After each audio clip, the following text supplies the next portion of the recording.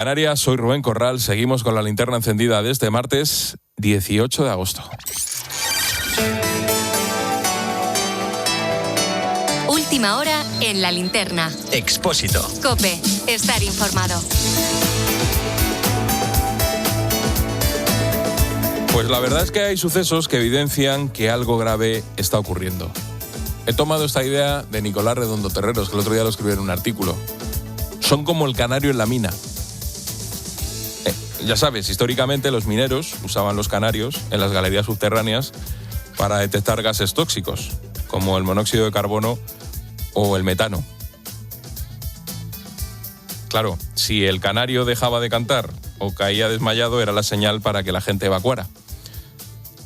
No estoy hablando de Ceuta, que ya hablaremos en esta tertulia. Te estoy hablando de algo que ha ocurrido en Isla Cristina. Es un simple suceso que vas viendo, vas tirando del hilo y encierra mucho más.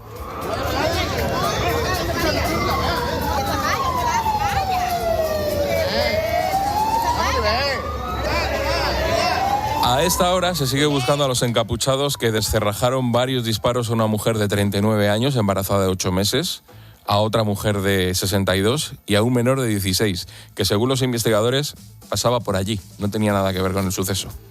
Estamos hablando de un ajuste de cuentas, pero va más allá. Y dice mucho de la situación que se está viviendo en esta zona de Cádiz, de Huelva. La historia básicamente es una guerra entre clanes, los Salazar y los Moriña. Llevan 2 años enfrentados. El origen de este cuádruple asesinato lo encontramos el 10 de septiembre de 2024, hace casi 2 años. En esa fecha las dos familias aún estaban emparentadas por el matrimonio de 2 de sus miembros, Manuel, al que apodan el Baba, del clan de los Salazar, y Saray, de los Moriña. Pero todo estalla cuando a la mujer de este matrimonio dijo que quería separarse, asegurando ser víctima de violencia machista. En ese momento Ramón, el hermano de Saray, protagoniza una fuerte discusión con el Baba que termina con el presunto asesinato del cuñado. Desde ese mismo momento, ambos clanes entran en guerra, pero hasta el punto que ofrecían recompensas de 50.000 euros para poder vengarse. Si tú le dabas a alguno una pista de dónde estaba alguien del clan rival, te soltaban 50.000 pavos. Sin embargo, aquello se apagó. Pasaron los años, el Baba entró en prisión provisional por la muerte de su cuñado y todo, pues parecía que ya se había olvidado. Hasta que se ha encontrado a esta mujer, la hermana del Baba, la madre de ambos, y el menor de 16 años, muertos en el suelo, por un tiroteo de 2 encapuchados que dispararon con fusiles de asalto, posiblemente AK-47. Me podrás decir que guerra entre clanes, asesinatos, ajustes de cuentas han existido siempre, pero desgraciadamente en los últimos tiempos se ha instalado una violencia extrema. Claro, la pregunta es, ¿por qué 2 clanes gitanos tienen en su poder AK-47? ¿Tienen armas de guerra? Las bandas de narcotraficantes, los clanes, campan a sus anchas. Cada vez tienen más medios, más fuerza, más territorio, y la respuesta de los buenos, de los polis, cada vez es más débil. El negocio del narco, antes arraigado en la zona del Estrecho, amplía su radio de acción. ¿Qué está pasando? Pues seguramente lo principal es que los narcos están crecidos. Actúan incluso a plena luz del día. Antes rehuían el enfrentamiento y ahora, pues ya lo hemos visto, embisten a las patrulleras. Saben que tienen mejores medios que los cuerpos y fuerzas de seguridad del Estado. Los guardias civiles van en Zodiac. Ellos en planeadoras, que alcanzan hasta los 110 kilómetros por hora. La comparativa sería que tenemos a un narco en un Ferrari y a un guardia civil en un camión. El problema del narcotráfico en la costa de Cádiz es mucho más complejo y es mucho más que los medios y el personal. Evidentemente hay que ampliar los medios para los cuerpos de seguridad, más dotaciones a los agentes, pero también hay que establecer reformas judiciales, medidas económicas, concienciación política, valores sociales. Esa impunidad con la que actúan en el Estrecho, según la Fiscalía Antidroga y los sindicatos policiales, tiene un punto de inflexión, que es la disolución del comando de la Guardia Civil Ocon-Sur. Ese grupo de élite se creó en el año 2018 y destacó por ser muy eficaz. Hizo importantes operaciones. En 2022, el ministro Grande Marlaska desarticula el grupo y la presión sobre los narcos comienza a descender. Y aunque Cádiz sigue siendo el epicentro del narcotráfico, pues por su cercanía con Marruecos, los malos ya se pasean tranquilamente por Huelva, Málaga, Almería, Granada. Los narcos hacen negocio con los clanes locales que incrementan su arsenal y su peligrosidad. Y así es como una simple riña de familia, un ajuste de cuentas, acaba en un asesinato a plena luz del día con una AK-47.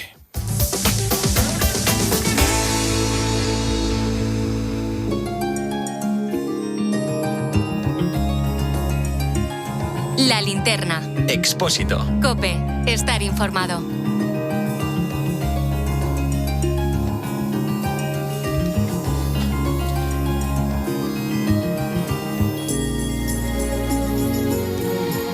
Tiempo de análisis y opinión esta noche en La Linterna con Agustín Peri y Carmelo Encinas. Agustín, ¿qué tal? Buenas noches. Muy buenas noches. Carmelo, buenas noches. ¿Qué tal? Buenas noches a todos. Quería salirme un poco, porque llevamos ya muchos días, vamos a seguir hablando de Ceuta, pero me ha llamado la atención este suceso que ayer catalogamos como un ajuste de cuentas.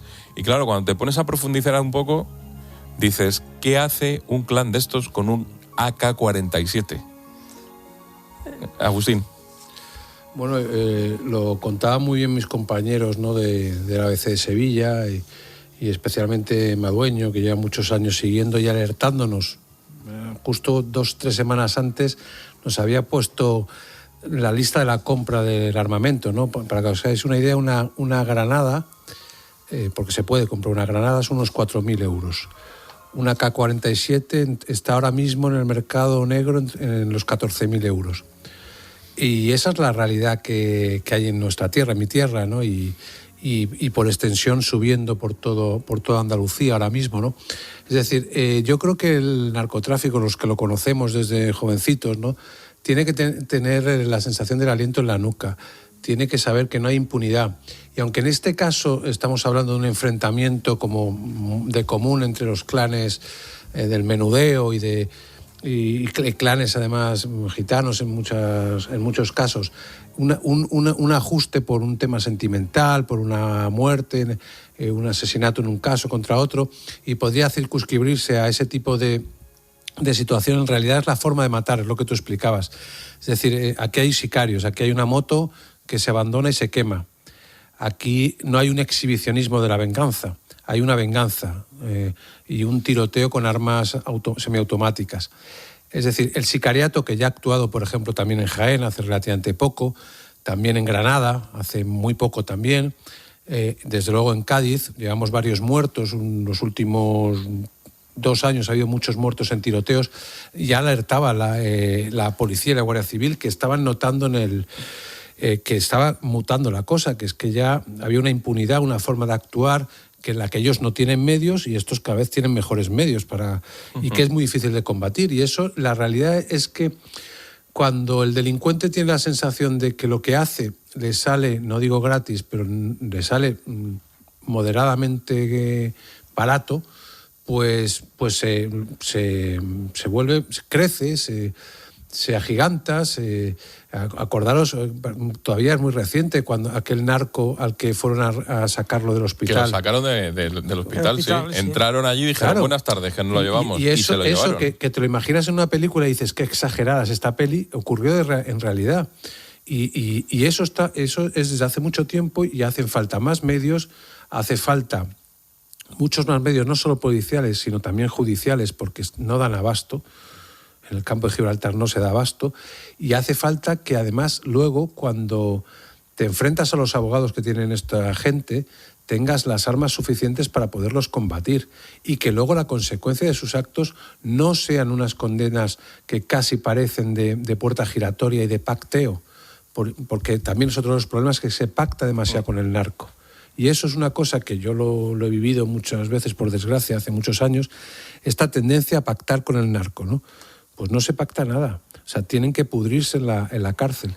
Y esa sensación no la tienen, pero no la tiene un clan gitano del menudeo, como son estos, de Huelva, que no son grandes narcos. Y claro, por supuesto no lo tienen los narcos que, por ejemplo, acabaron tiroteando en plena visita del Papa a un tipo en la calle. Que eso ocurrió antes de ayer. Es que esa es la cuestión. Esa es la realidad. Esa es la cuestión, Agustín. Estamos hablando de unos tipos que hacen menudeo, pero que entre su arsenal tiene un AK-47, Carmelo. O sea, es que claro, porque el menudeo, porque el narcotráfico genera ingentes cantidades de dinero. Esto del transporte, de que tienen ellos Ferraris y la policía tiene, digamos, un camión. Esto ha ocurrido siempre han tenido más dinero. Yo recuerdo un viaje que hice a Nueva York para otra cosa y me tocó casualmente al lado, en el avión, del coronel Rodríguez Galindo, que iba justo delante y detrás, iba delante conmigo y detrás iba el que era director general de la Guardia Civil entonces, Luis Roldán.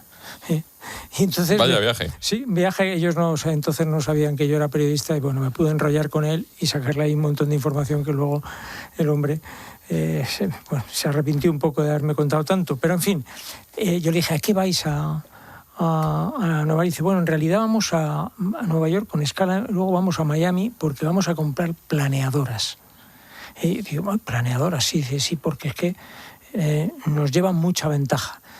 Bueno, pues esas planeadoras que efectivamente compraron, bueno, luego sabéis todo lo que ocurrió, pero esas planeadoras las compraron efectivamente, pero que se quedaron obsoletas enseguida, porque los narcos tenían la capacidad de comprar y otras mucho más rápidas, mucho más potentes. Tienen una cantidad ingente de dinero. Esta historia que has contado de los Salazar y los Moriña, que daría para una serie. Porque como antes decía Peri, esto pasa en la película y dices, esto son cosas de película. No, esto, digamos, aquí la realidad supera la ficción. Y esto da para una serie de televisión. Sería una especie de versión de Montescos y Capuletos, pero una versión diabólica, ¿no? Por cómo se desarrollan los acontecimientos y además porque esos enamorados terminan realmente a tortas y provocan todo este derramamiento de sangre. El problema del narcotráfico es que es capaz de comprar voluntades, y cuando digo capaz de comprar voluntades es que la cantidad tan ingente de dinero que genera, pues es muy fácil, digamos, hacerse con policías, con jueces, con políticos. O sea, este es realmente el cáncer del narcotráfico, es que el dinero que tienen es de tal magnitud que pueden comprarlo todo. A mí me decía, y con esto termino, en Brasil un comisario de policía que estaba, digamos, implicado en esto y que iba con una protección brutal en el tema del narcotráfico, me decía, dice, es que, o sea, si a un juez le dicen, tienes dos alternativas. Una, que te demos X millones y entonces trabaja para nosotros, o que le peguemos un tiro a tu mujer y a tu hijo. ¿Qué es lo que hace ese juez? Eso me lo contaba un comisario de policía. Este es el problema del narcotráfico.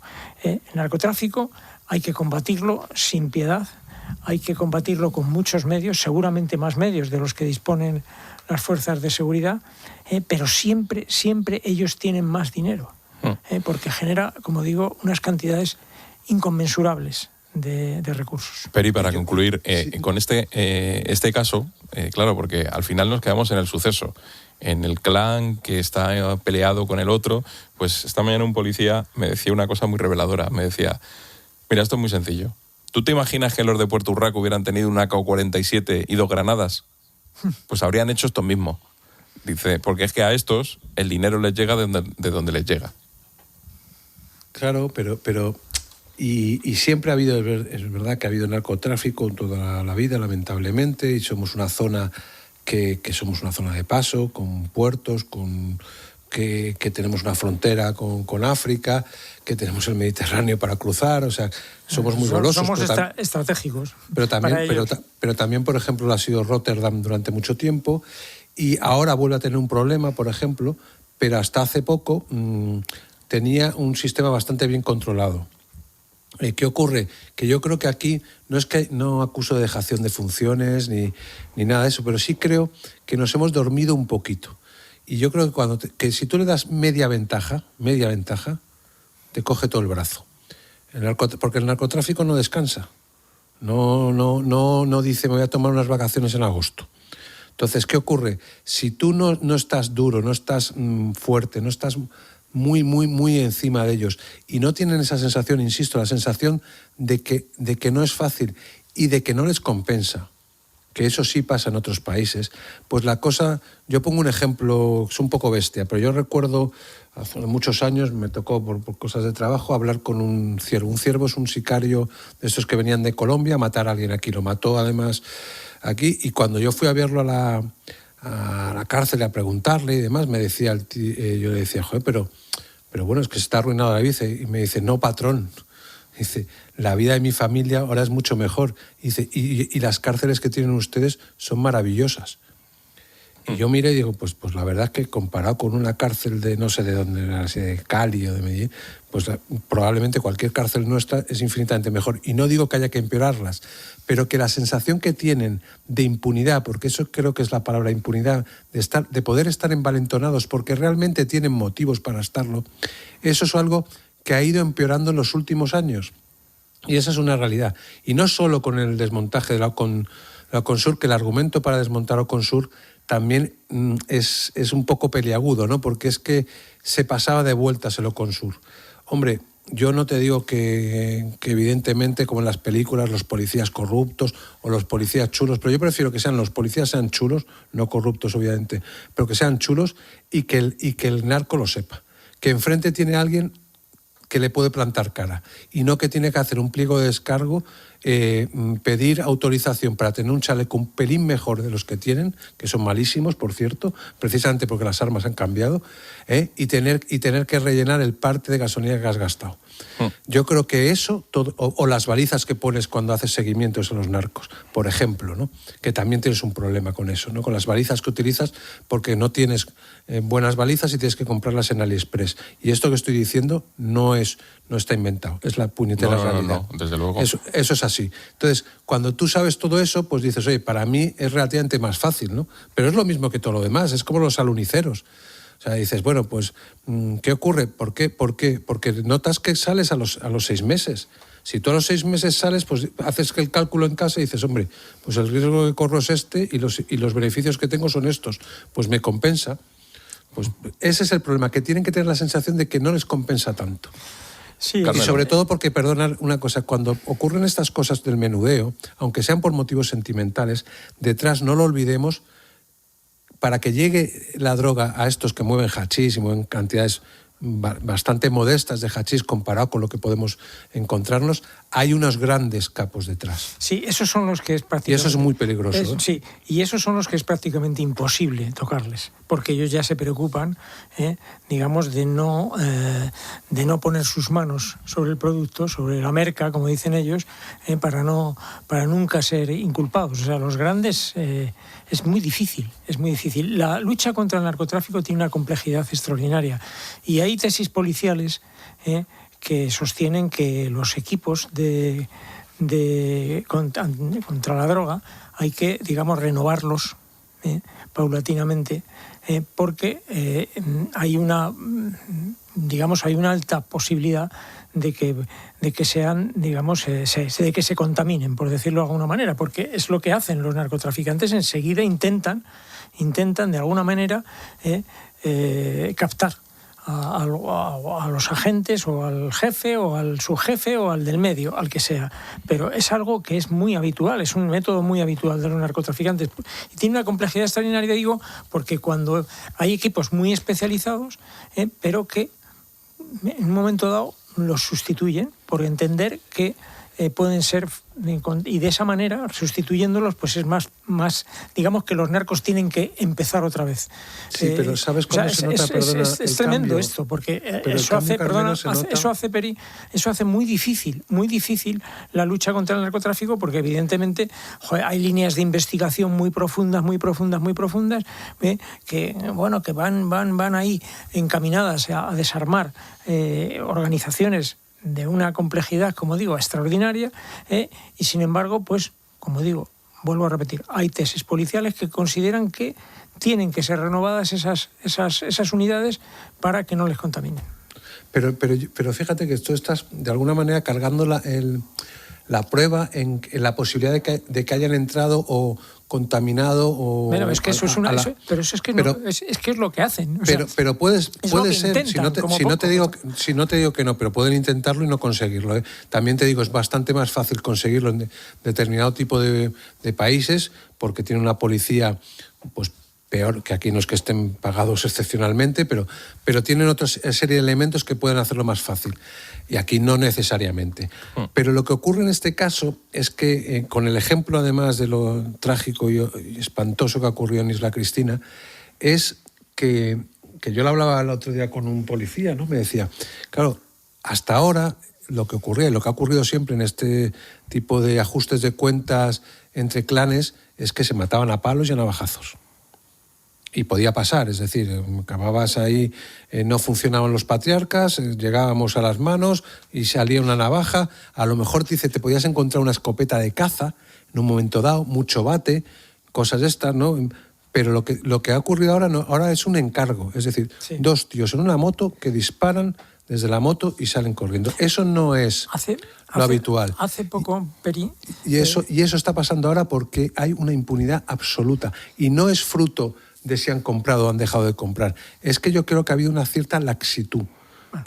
Han aumentado, han acelerado el narcotráfico y ha habido una cierta laxitud. Como dicen los jóvenes, les renta. Bueno, totalmente. Seguramente, digamos, esto es como la sanidad. Todo el dinero que pongas en seguridad será poco, de verdad. Eso sí lo creo, y sobre todo en la lucha contra el narcotráfico. Te voy a contar algo que me ocurrió recientemente. El año pasado estuvimos en Marsella, en el barrio famoso.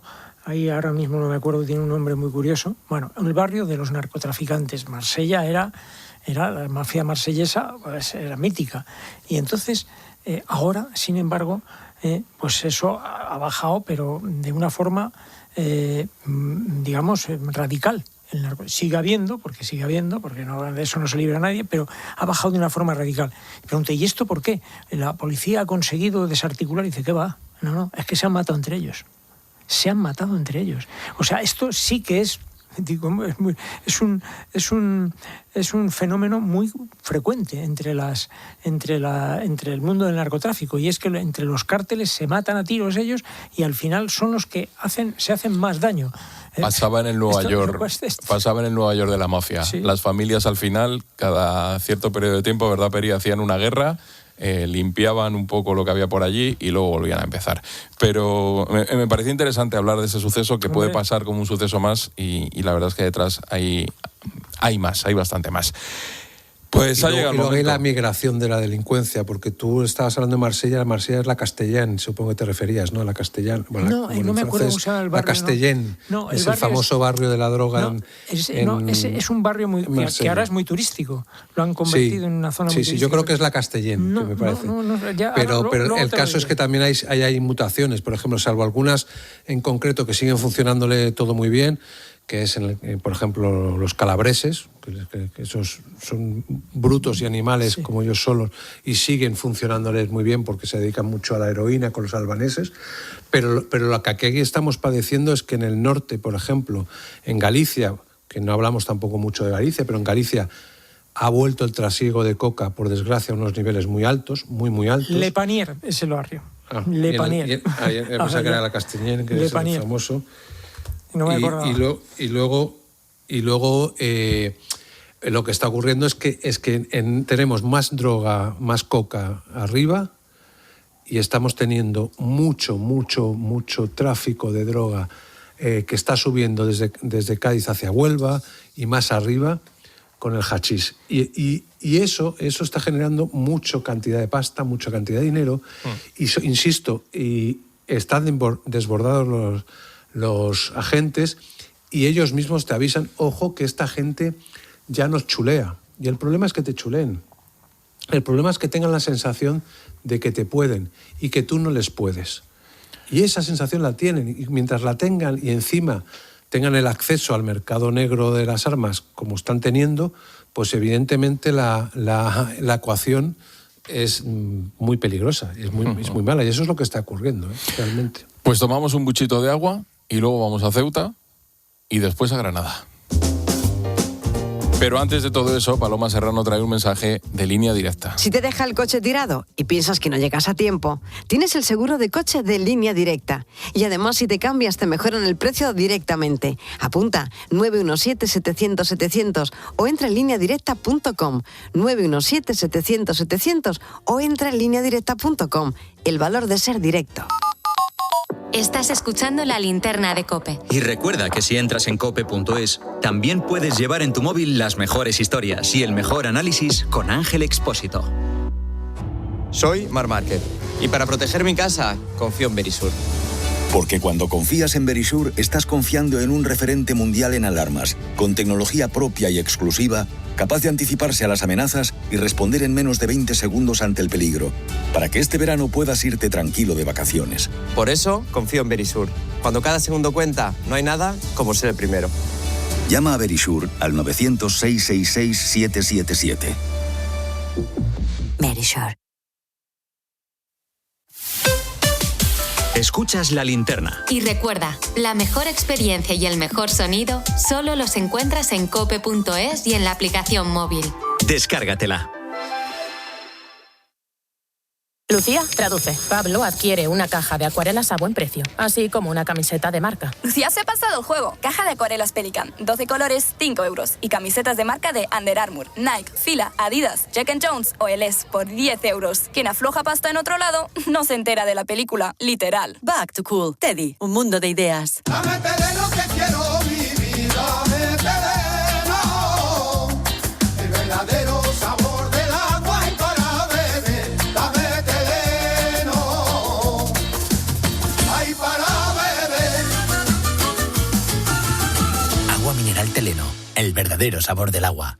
El contrato que más tiempo lleva inactivo en Alquiler Seguro se firmó hace más de 20 años. Gracias por tu confianza, Juan. El más reciente, hace menos de 24 horas. Gestionamos viviendas de propietarios que viven a 17.000 kilómetros en Sydney y de otros que viven justo encima de una de nuestras oficinas. Alquiler Seguro para todos. Alquiler Seguro para ti. Entra ya en alquilerseguro.es.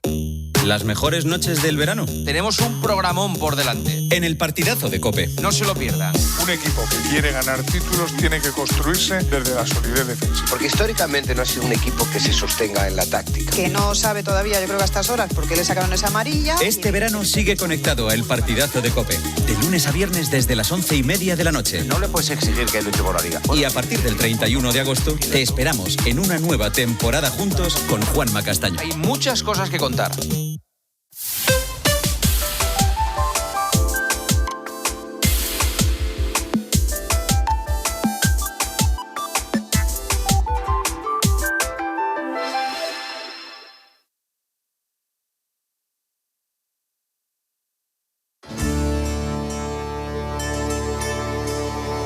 La Linterna. Expósito. COPE. Estar informado.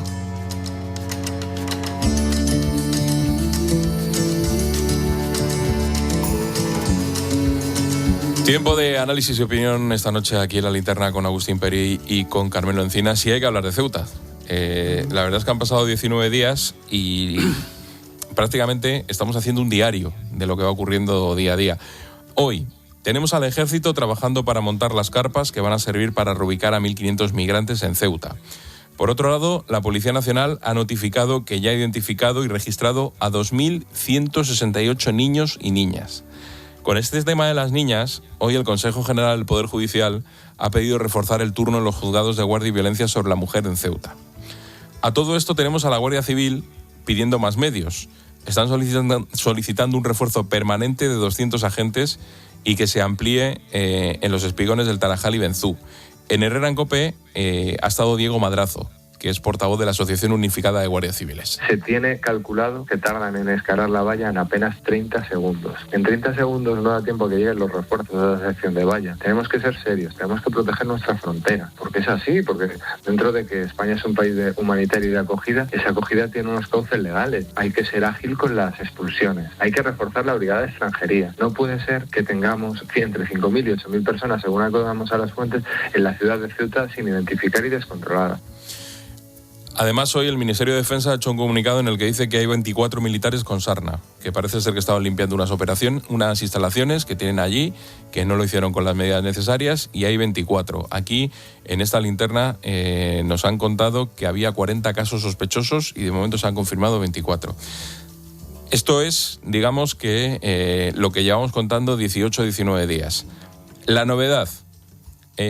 las autoridades están trabajando en el retorno de los migrantes siempre que se pueda y la Comisión Europea hoy lo respalda.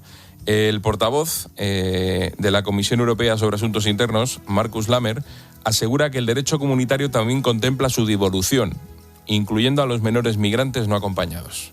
Seguimos insistiendo en que se espera que todos aquellos que permanecen ilegalmente en Ceuta sean repatriados. La Comisión continuará siguiendo de cerca la situación. Seguimos dispuestos a brindar más apoyo de la Unión Europea para ayudar a abordar la situación, como hemos ofrecido desde el primer día. No sé por dónde queréis empezar, yo voy a hacer como en el ajedrez. Voy a poner el reloj, le voy a dar aquí a clic y vais moviendo ficha. Carmelo, ¿por dónde empezamos? Bueno, es un tema, no puede ser más poliédrico este de Ceuta. Tiene facetas de todos los sentidos. Lo que empezó siendo aparentemente una crisis migratoria, luego resulta que evolucionó a geopolítica y ahora lo que tenemos es una crisis humanitaria, porque ahora mismo hay un problema ahí de gente que está como está y sobre todo están también los ceutíes que están padeciendo esta situación.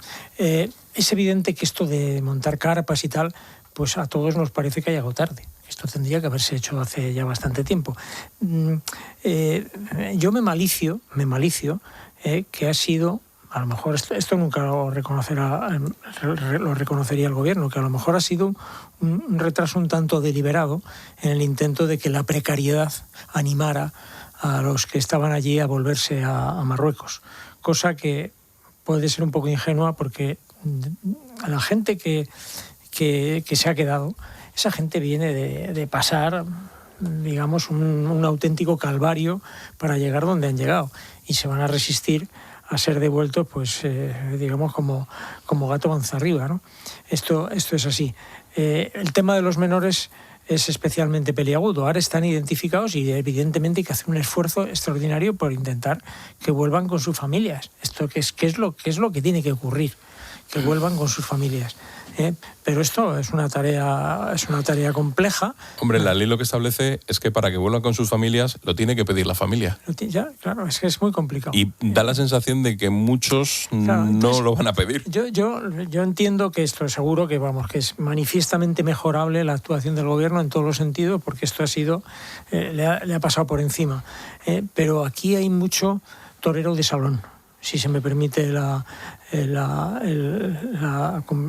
comparación. Es muy fácil decir...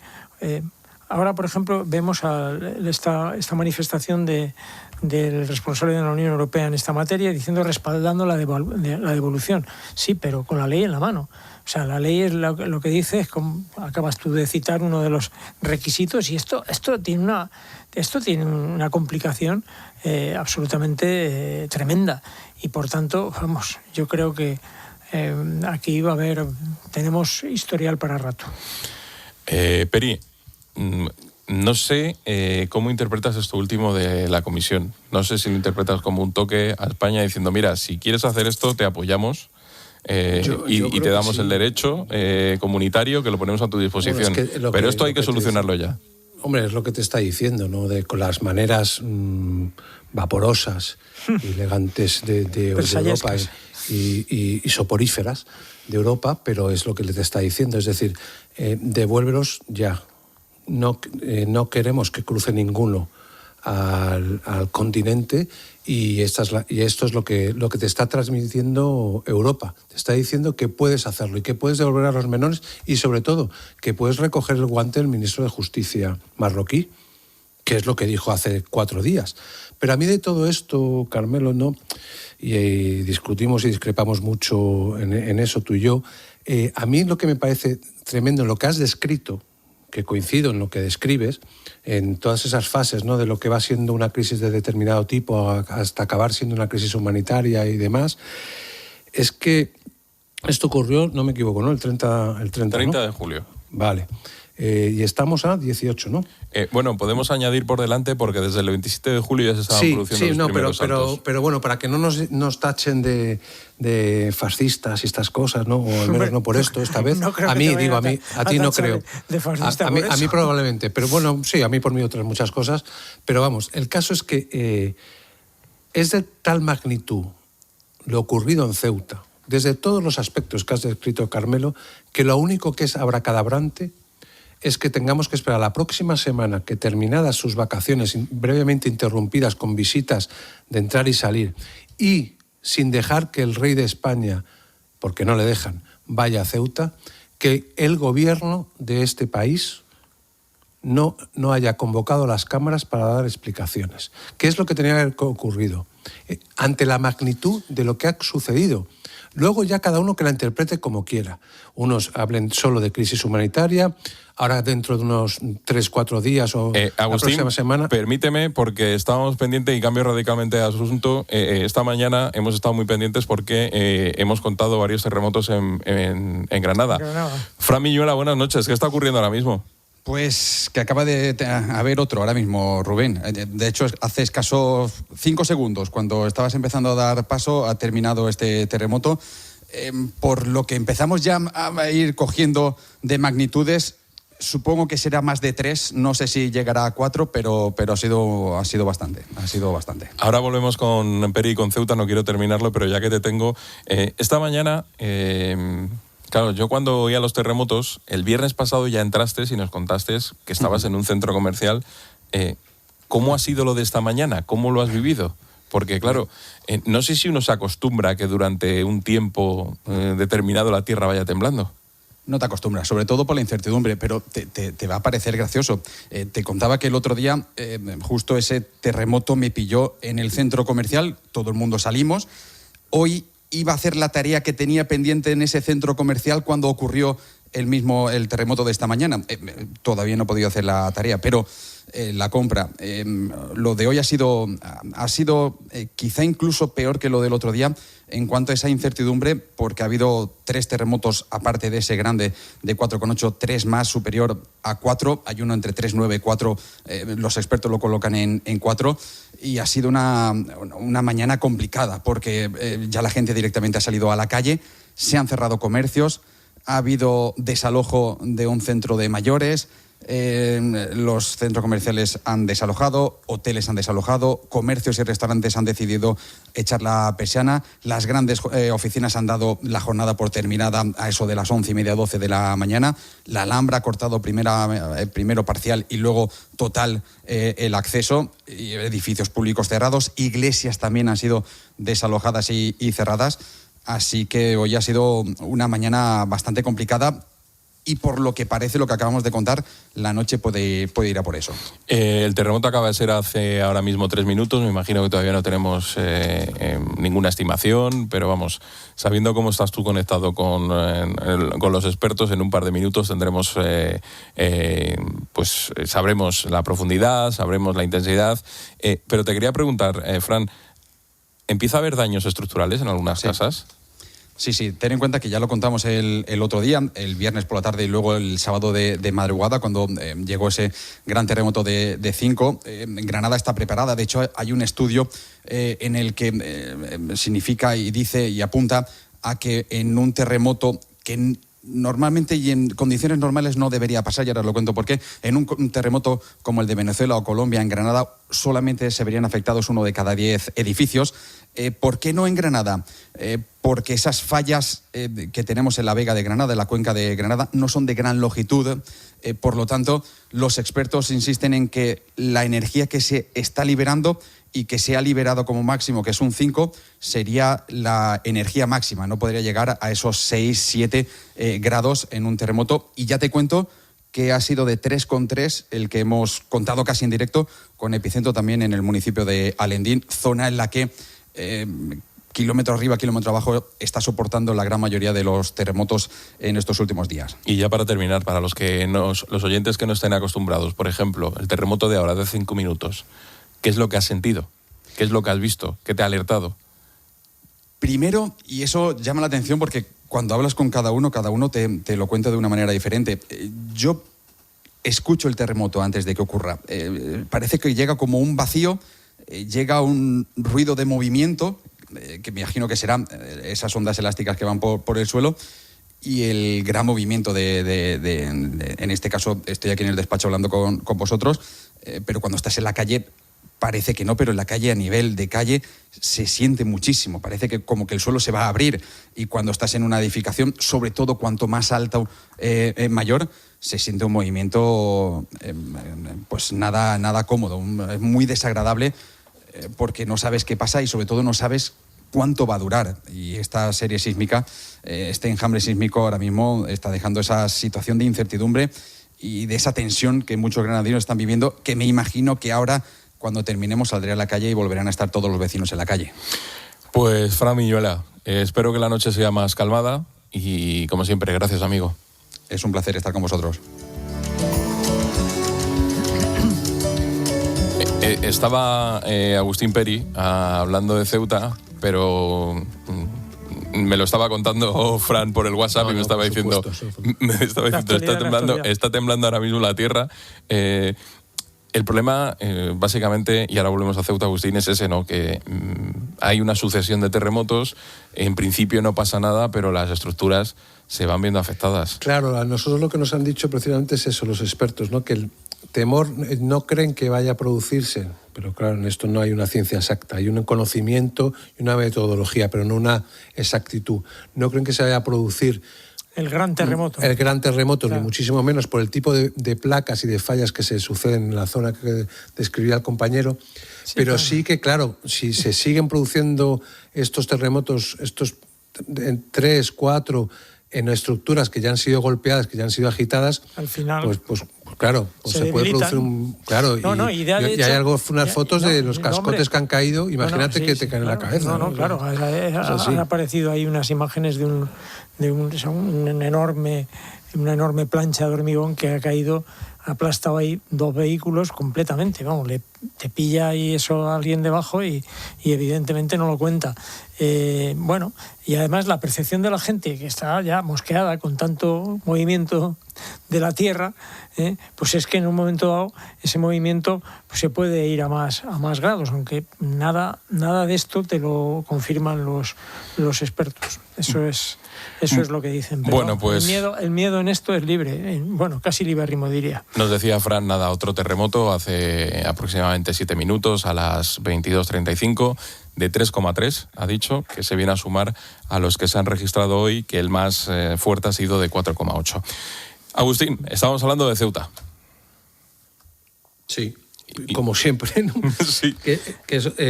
A ver, yo lo que os decía, es decir, que con todo lo que ha ocurrido, yo siempre procuro explicar las cosas por comparación. Entonces, me imagino qué hubiera pasado en cualquier país de nuestro entorno, y digo de nuestro entorno europeo, si se produce una situación como la que se ha producido en una ciudad española como es Ceuta, ¿no? Y yo hoy me ha vuelto a generar mucha desazón, no solo la situación de la población de Ceuta, y también la de los inmigrantes que han saltado, ¿no? Y que están por la calle, que evidentemente pues te parte el alma, porque no es algo que que ninguno tenga que celebrar, ¿no? Porque no creo que nadie intente salir. Cuando alguien intenta salir de su tierra es porque hay un fracaso detrás, ¿no? Fracaso social, económico y demás. Pero yo lo que creo, a mí lo que me genera desazón es escuchar a mis ministros cuando van, que todos repiten un sainete que es constante, hoy Elma Sáenz, el agradecimiento a Marruecos. Digo, ¿agradecimiento de qué? ¿De qué? Porque tú decirle a Mohamed que le estás agradecido, exactamente por qué, porque a mí que me lo expliquen quien quiera, y además conociendo nuestro historial con nuestro vecino, es decir, si le das la mano te coge el brazo, la pierna y todo lo que haga falta, y nosotros tenemos una actitud de besar la babucha, y yo creo que hay un punto que no lo hace Europa, y lo estamos haciendo constantemente, o sea que cada ministro que ha ido lo podéis revisar, salvo Margarita Robles, porque entonces hubiera tenido un problema con sus asesores militares, salvo Margarita Robles, todos los ministros, sin excepción, y ya llegando al esperpento, el personajillo de Exteriores, que es un personajillo de cuarta, han repetido constantemente la misma letanía. Agradecimiento a Marruecos. Yo insisto, yo no veo ningún motivo para agradecerle nada a Marruecos. Bueno, ninguno. Déjame que me gane el sueldo. El pastón que me pagan aquí. Hombre, y además todos los meses. Escucha, yo puedo estar de acuerdo contigo. A mí me parece que Marruecos, aquí, como mínimo, por omisión, es evidente que tiene una responsabilidad, aunque a mí me gustaría saber quién hay detrás de todo esto, que eso todavía no se sabe, porque realmente Marruecos en esto no sale muy bien parada internacionalmente. No sale, ¿no? No del todo, no tanto. Déjame que te diga, no sale bien parada, porque mira, cuando sus nacionales, cuando esas imágenes del niño limpiándose los mocos diciendo que a Marruecos no, un niño de 12 años, esa imagen ha dado la vuelta al mundo. Y han dado la vuelta al mundo de chavales, porque son chavales, que quieren quedarse en España porque no quieren volver a Marruecos. Eso ha dado la vuelta al mundo. Eso a Marruecos no le viene muy bien, porque Marruecos se presenta ante la comunidad internacional como un país próspero, avanzado, que va, digamos que... Llevamos toda la vida viendo salir y evidentemente gente eso no de Marruecos. O sea, evidentemente que tampoco... sí, pero eso no le conviene. Entonces, ¿quién ha movido todo esto? Esto a mí bueno, siempre hay toda suerte de teorías. Carmelo, una perdona, de ellas, déjame que me gane el sueldo, Peri. Sí, déjamelo. Una de las tesis de los servicios de inteligencia chinos han dicho que esto lo mueve el Mossad. Para que hagamos una idea, por decir una de las teorías que hay. Bueno, ojo, aquí esto es como en los crímenes. Cuando no se sabe quién ha matado a alguien, dicen, a ver, ¿quién es el más interesado? ¿Cuál puede ser el móvil? Bueno, pues hay que buscar a quién beneficia esto. Y entonces cada uno que le dé una vuelta a esto. Una cosa que te quería discutir. No sé si me parece que sea tan grave en que no vayan al Senado y que esperen a la semana que viene a ir al Congreso a petición propia los 7 ministros. No me parece mal por una sencilla razón, porque cuanto más información se pueda ofrecer ante las cámaras, mejor. No. Eso para empezar, sí. Y además, tú no puedes crear una crisis diplomática además. Evidentemente, Marruecos, yo puedo tener la misma opinión que tienes tú de lo que hay detrás, pero también te digo que no parece muy inteligente que cuando se te meten 70, 80.000 tíos tener un problema con Marruecos, porque Marruecos lo que sí que ha demostrado clarísimamente es que tiene la capacidad de abrir y cerrar el grifo. Eso sí que lo ha demostrado. Y por tanto, ya termino de ganarme el sueldo, y por tanto, es evidente que si cuando han entrado 70, 80.000 personas allí, Marruecos decide poner trabas a que vuelvan a entrar, imagínate la situación, imagínatela. No, hombre, entonces, ponte los zapatos del que tiene que negociar. ¿Pero qué estamos negociando con Marruecos? Vamos a ver, vamos por partes. Primero, a lo del Senado, por hablar de lo último. Yo no hablo del Senado. Si yo lo que digo es que ante la gravedad de la situación, 10 días después, como mucho 10 días después, el Congreso se tiene que abrir. Se tiene que abrir para que empecemos a hablar de esta situación gravísima, que se ha producido una invasión Es decir, han entrado 70 o 80.000 personas de golpe violentando la frontera de tu país. Y eso no se puede llevar a el 25, vamos a ver cómo lo hacemos por orden, para que no coincidan, y tú lo sabes igual que yo, para que no coincidan en el mismo día Marlaska y Robles. Porque no tienen el mismo discurso Marlaska y Robles. Esa es la realidad. Eso es lo que ha ocurrido. Es decir, hay una estrategia por parte del gobierno porque quería dilatarlo. No por un tema de conseguir más información. Si no has tenido información suficiente para evitar que esto ocurriera o para enterarte, me parece de aurora boreal. Pero si eso es lo ocurrido, oye, me voy a ganar yo el sueldo ahora. Sí. Lo lógico en todo caso es que ante la gravedad de la situación hubiéramos tenido muchísimas más explicaciones de todas las preguntas que nos podemos hacer todos. No si es Israel o deja ser Israel, sino qué deberíamos hacer en este caso o qué nos va a decir nuestro gobierno ante esta situación que se ha producido. No ahora de repente, ahora estamos en la fase de vamos a atacar a la oposición porque no son humanitarios, porque un sopazas dice que hay que cazar a inmigrantes, un sopazas, repito, no se trata de eso. Se trata de lo que ha ocurrido y qué y por qué ha ocurrido, y desde luego, en el caso de Marruecos te aseguro una cosa, y conozco a Marruecos como tú desde hace muchísimos años, y por razones familiares todavía más. Marruecos siempre saca una ventaja, y las ventajas que ha tenido, por ejemplo, ahora directamente es debilidad del gobierno español, absoluta, es decir, se ha podido cruzar la frontera con 80.000 tíos sin ningún tipo de problema, debilidad absoluta, total, apoyo limitado por parte de Europa, limitado, enfrentamiento en Europa, sin presencia del rey de España, al que se le prohíbe ir. Todos esos mensajes son los que le hemos mandado, entre otros muchos, a Marruecos. Y Marruecos, cualquier mensaje, perdón, Marruecos, me da igual. Sí, Marruecos siempre utiliza cualquier cosa de este tipo para sacar un rédito. Sí. Y el rédito que saca es absoluto, porque la imagen de España, del gobierno español, es de hazmerreír y de debilidad absoluta en todo el mundo. En Europa especialmente. En cualquier caso, vamos a seguir hablando de Ceuta mucho tiempo porque la situación se está cronificando y eso a la larga no es bueno, sobre todo para los ceutíes. Porque todo el mundo habla de los ceutíes desde el gobierno, pero de momento los ceutíes no tienen soluciones. Y antes de terminar ese tiempo de análisis y opinión, quería hacerlo con una sonrisa porque, bueno, vamos a ver. La noticia triste del día es la muerte de Juan Tamariz. ¡Qué cosa increíble, Silvia! Podías haber dicho el 2 de corazones, el 3 de diamantes, el 5 de picas, pero has dicho el 7 de picas y esta carta efectivamente es el comodín que vale por todas. ¡Chantarán! Imagen que todo el mundo, aunque lo he comprobado hoy en la redacción, de 35 años hacia abajo ya la gente empieza a no saber quién es. La chistera, las gafas, el pelo largo y el violín. A mí era un personaje que sinceramente me fascinaba. Me fascinaba porque era un personaje fascinante, no porque yo estuviera especialmente deslumbrado por su figura. Era un personaje fascinante, reconocido en todo el mundo. Era un mago reconocido en todo el mundo. Eso no se sabe, no se ha llegado a saber, porque él era un tipo muy humilde. Pero yo te puedo contar una anécdota que me ocurrió muy sorprendentemente hace nada menos que 35 años. Fui a visitar en un viaje de trabajo, me escapé un rato para visitar en Washington la National Gallery, que tiene una magnífica colección de pintura que yo recomiendo siempre visitar si se va a Washington. Pues me tocó la hora de comer y me bajé a la cafetería.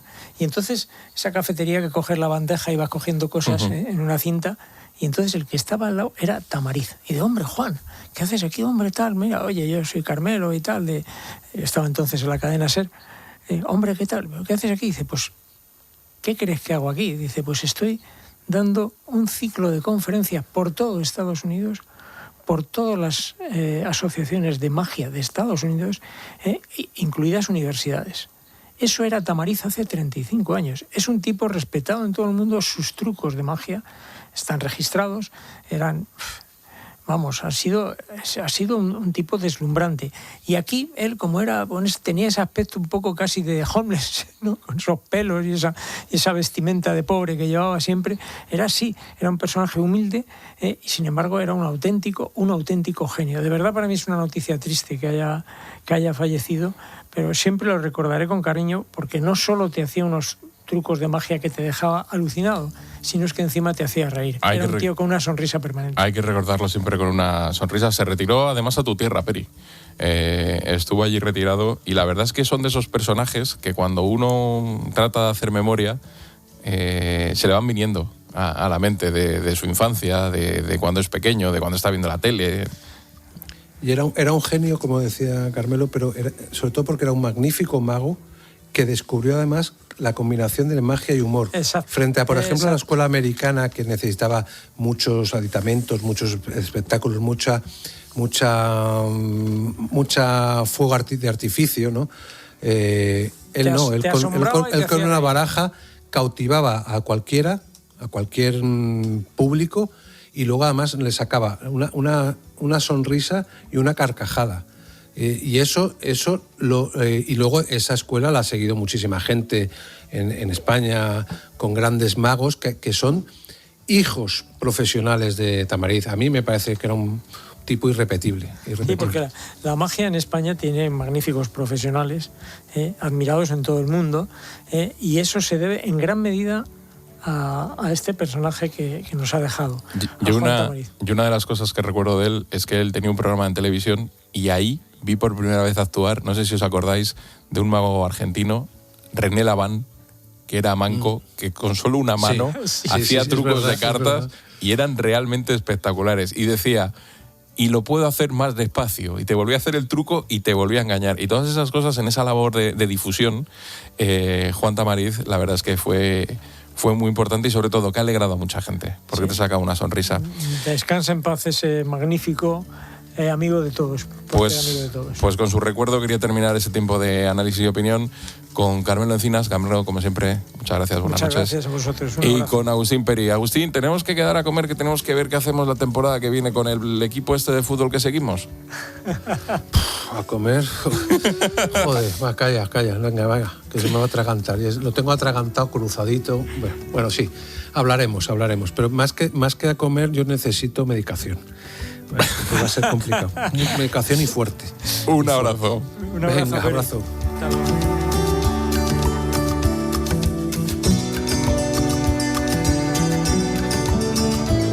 La linterna. Expósito. COPE. Estar informado. ¿Lo echabas de menos? ¡Balón que queda muerto! ¡Vete, cuidado que el peligro! ¡La pone! ¡Ha pitado penalti, niño! ¡Cae al suelo! ¡Falta!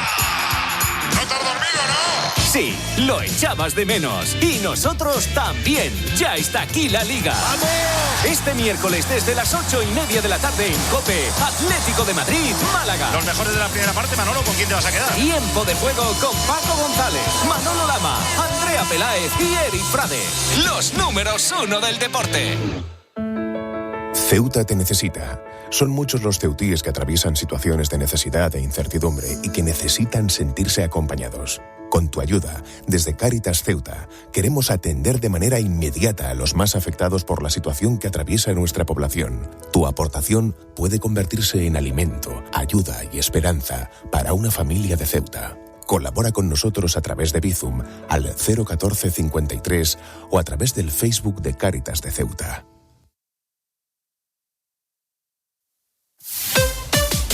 Escuchas La Linterna. Y recuerda, la mejor experiencia y el mejor sonido solo los encuentras en cope.es y en la aplicación móvil. Descárgatela.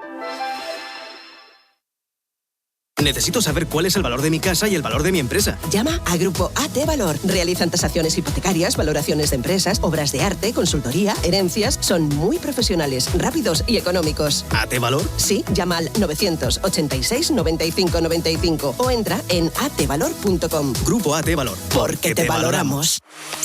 Nunca sabes qué va a pasar en verano. Y aquí en España los bomberos luchan contra el incendio declarado esta noche. Hay una última hora que proviene de Estados Unidos. Seguida la última hora de los gordos. Pero sí dónde enterarte. Ahora contamos más cosas en la cadena COPE. Este verano no te lo pierdas. Sigue conectado a COPE.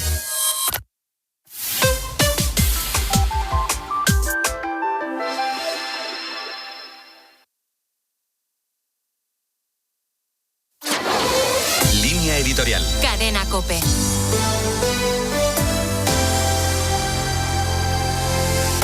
17 días ha tardado Mónica García en acudir a Ceuta y cuando lo ha hecho se ha limitado a leer unos datos desde un atril con una altivez y displicencia impropia de quien ostenta las competencias del área sanitaria de la ciudad. Sin el más mínimo interés por conocer lo que sucede a pie de obra, la ministra ha sustituido su debida presencia en hospitales y centros de salud por un plató de televisión española. Acudió a Ceuta con traje de campaña y se vistió de ministra para leccionar durante 40 minutos al personal sanitario ceutí, a la ciudadanía que vive en Ceuta y a su gobierno. En Ceuta, ha explicado la ministra, no hay colapso sanitario. El sistema público de salud opera con normalidad y solvencia. Y lo sucedido a finales de julio, como reza la página oficial del Instituto Nacional de Gestión Sanitaria, fue una fluctuación temporal que se estabilizó de manera inmediata. Reforzar la prevención mediante el fortalecimiento del sistema de salud y el establecimiento de mecanismos de vigilancia epidemiológica le parece algo menor. Lo que preocupa a la ministra, aunque no sea de su competencia, es el techo que, a modo de carpas, pondrá a disposición de Ceuta el Gobierno de España. Y lo que más le duele es que ni los ceutíes ni su gobierno se hayan esforzado, dice, por disponer lugares seguros y salubres para los migrantes. Como buena activista, la ministra prefiere trasladar las responsabilidades a otros para neutralizar la inmoralidad y la incompetencia de sus actos. A ella, como a su presidente, le van los discursos grandilocuentes. Necesitan un chivo expiatorio al que cargar con el muerto. Y lo han encontrado en Ceuta y los ceutíes.